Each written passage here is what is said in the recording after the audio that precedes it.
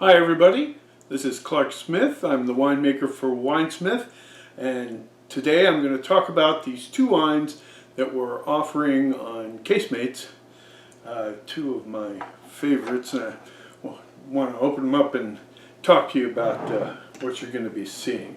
So, one is the 2019 Bates Ranch Santa Cruz Mountain Grenache. Been making this wine since 2014.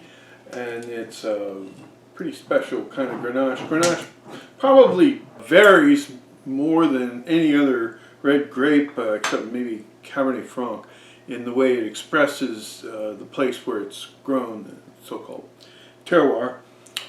And this certainly is no exception. So we'll open this one first, and then we're going to do Tannat from 2021 from the Herringer farm in Clarksburg, which is a really special place to grow Tannat. So let's just go ahead and pop these. Here's a picture of Prudy Fox, who is the vineyard manager for the Bates Ranch. It's right down the hill from Ridge, Montebello. So she and I are pretty tight, and I love what she does there. So, Grenache, or Garnacha, it's really a Spanish grape.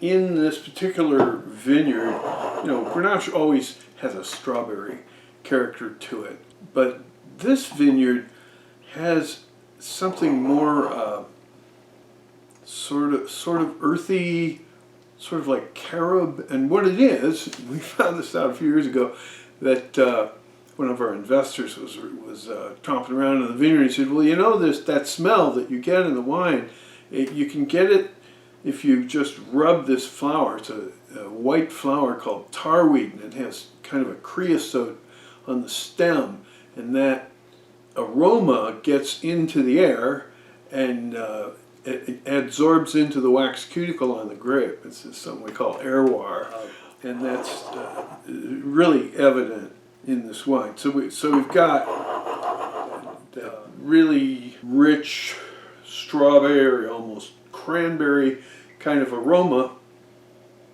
and then you have this earthiness, and you can also smell kind of some wet stone, which is going to telegraph what's going to happen in the mouth. So now, geez, what a wine.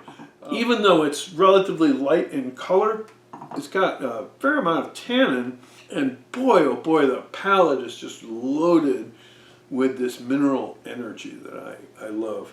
It's just a characteristic of the Santa Cruz Mountains where it's grown. Now, we found out when we first make these wines, I remember 2014 was the first vintage, and I was in despair. It had very little color. It was very disjointed. I thought, oh man. We tried to blend things with it to kind of civilize it and bring it around, and anything we put in it, even in a small amount, would just suppress that distinctive character. So we found we couldn't blend it with anything. What it needed was time. And so now, here we are in 2024, this is 2019, and it's really coming around now. But it was very light and very disjointed when it was young, and now it's not. So I do a pork tenderloin with a cherry sauce that I think works great here.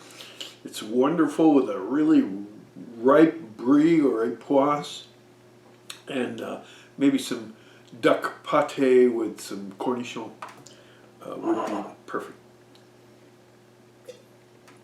All right, now then let's take a look at this Tannat. Now, in 1997, I was approached by these guys from the village of Madiran in south of France, near the Pyrenees, and they had developed a technique using enological oxygen. Now, that was kind of taboo. You just didn't play around with oxygen, but they made some pretty outrageous claims, all of which turned out to be true, and now I am a true believer in microrocks, and that really got started in Madiran, where Tannat is the traditional grape, but a lot of people were tearing it out because if you make it in a modern style without any oxygen, it comes out really harsh and coarse and doesn't integrate microbiology very well. And so this guy, Patrick Ducournau, wanted to save the Tannat of Madiran, and he invented this micro-oxygenation technique that took care of the problem. So it's all about softening Tannat, which normally had about 3 times as much tannin as a Cabernet Sauvignon, if you could imagine that.